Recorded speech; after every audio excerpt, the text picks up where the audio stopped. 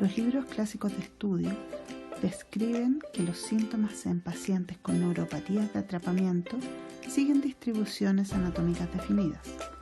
Así, esperamos una distribución dermatómica en los pacientes con reticulopatías y los síntomas en el territorio de la inervación periférica de los pacientes con el síndrome del túnel carpiano. Sin embargo, hasta 2/3 de los pacientes presentan síntomas que no se correlacionan con las distribuciones definidas. Esto podría ser explicado por la gran variabilidad y la significativa sobreposición de los dermatomas y los territorios de inervación, así como también por los síntomas originados desde las estructuras más profundas, tales como los miotomas y los esclerotomas, los cuales podrían no coincidir con los territorios de inervación superficiales. Sin embargo, estos mecanismos no pueden explicar la expansión extensiva de los síntomas como los descritos por muchos pacientes. Por ejemplo, los pacientes con síndrome del túnel carpiano describen frecuentemente los síntomas con una distribución tipo guante, así también como dolor en la parte proximal del brazo. La sensibilización central o la hiperexcitabilidad de las neuronas a nivel de la médula espinal y los centros superiores es frecuentemente usada como una explicación para la expansión de los síntomas. Datos recientes sugieren una contribución de los mecanismos inmunoinflamatorios remotos a la expansión territorial de los síntomas.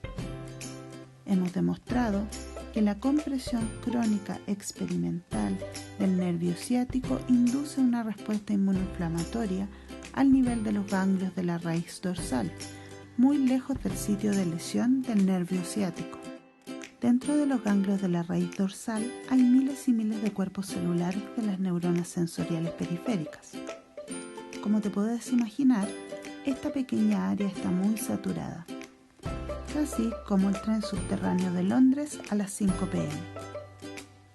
De forma importante, las neuronas de los ganglios de la raíz dorsal se originan desde diferentes sitios en nuestras extremidades. Si estas neuronas están en un ambiente inflamatorio, ellas disminuirán su umbral de disparo y se volverán hiperexcitadas. Esto puede llevar a un comportamiento de dolor neuropático. Entonces, tomemos el ejemplo de un paciente con el síndrome del túnel del tarso, el cual afecta al nervio tibial en el tobillo.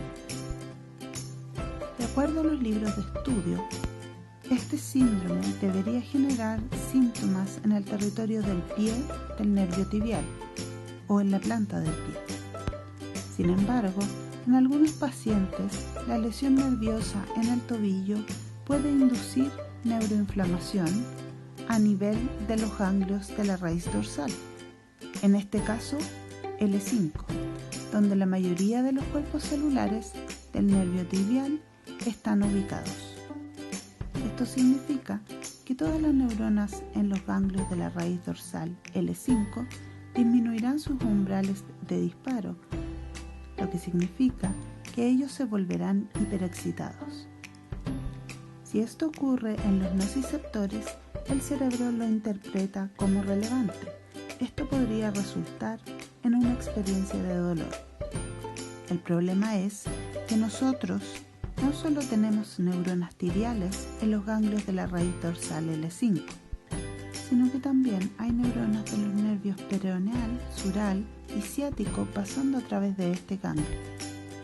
Si estas neuronas se vuelven hiperexcitadas, podría generar expansión de los síntomas fuera del territorio del nervio tibial afectado.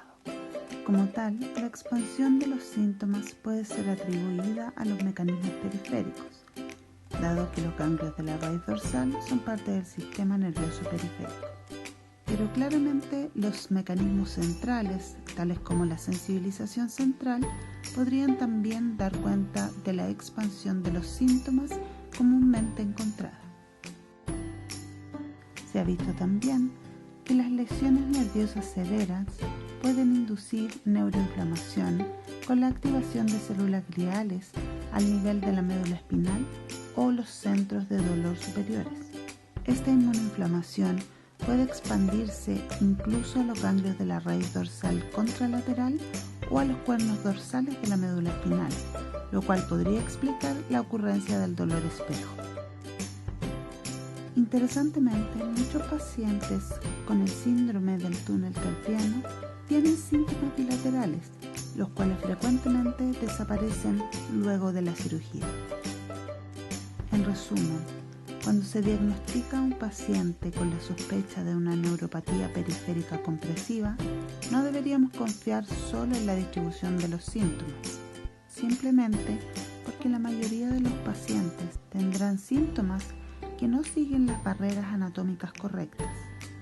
Es importante examinar al paciente con un marco integral de razonamiento clínico, incluyendo la historia y el examen neurológico completo.